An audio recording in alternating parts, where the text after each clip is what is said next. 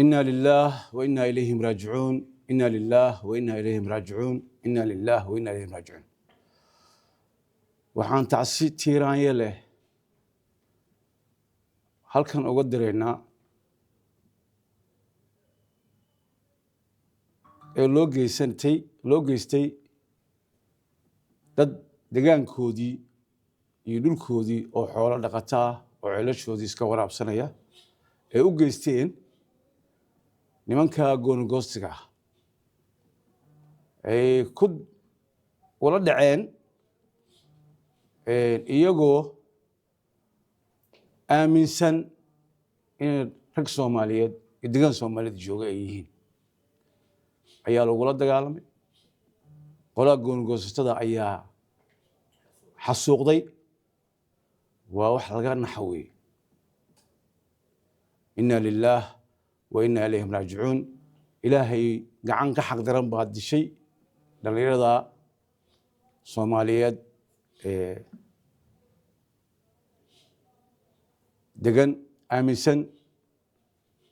gobolada waqooyi aaminsan midnimada aaminsan inay gobolka sal ay degan yihiin waa xasuuq wuxuushnimo ah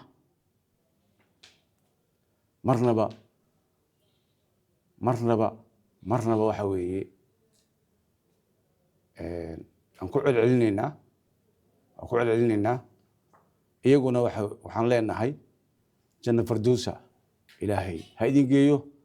dhulkiina iyo dadnimadiinana insha allah intiidii ka dambeysa ayaa idinoo tacsiyeynaysa.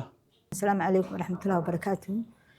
Aniga waa Zaynab, xildhibaan Zaynab weeyaan oo gobolka maxay ahayd guban ka soo jeedo oo xildhibaanada federaal Soomaaliya ah.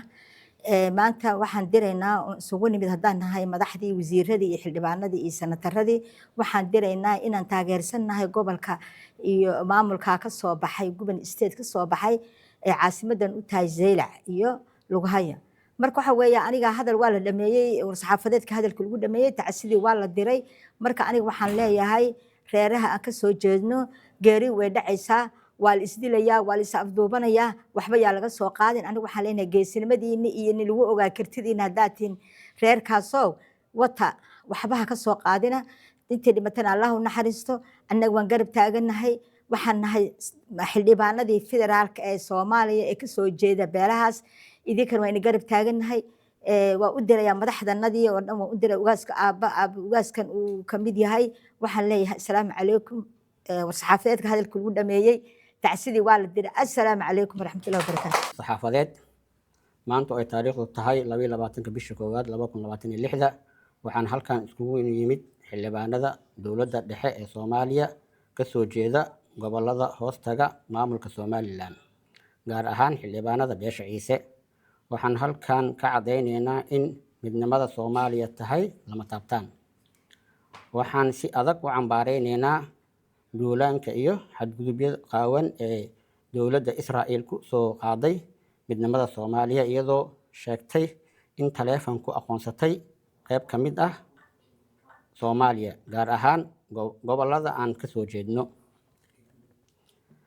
aqoonsigu sheegani waxa uu baalmarsan yahay dhammaan shuruucda taala caalamka aqoonsi ay helaan gobolada waqooyi waxaa kaga xidhan tahay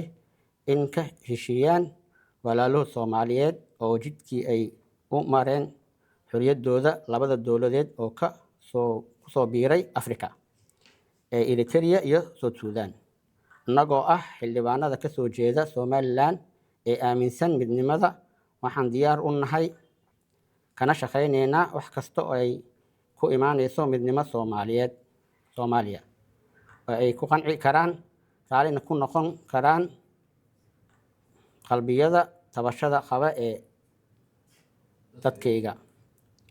dadkaygo waxaan idin cadeynaynaa in dowladda aan ka mid nahay ee idinla diyaar tahay wax kasta oo aad xal u aragtaan marka laga reebo fikirka gooni-goosadka ah maamulka Somaliland waxaan uga digaynaa in ay caburin iyo ciqaabin aragtidooda inayna caburin ayna kuna ciqaabin aragtidooda iyo wax ay rumaysan yihiin dhaqdhaqaaqyada midnimo doonka ka jira gudaha maamulka Somaliland. waxaan taageersanahay si mug leh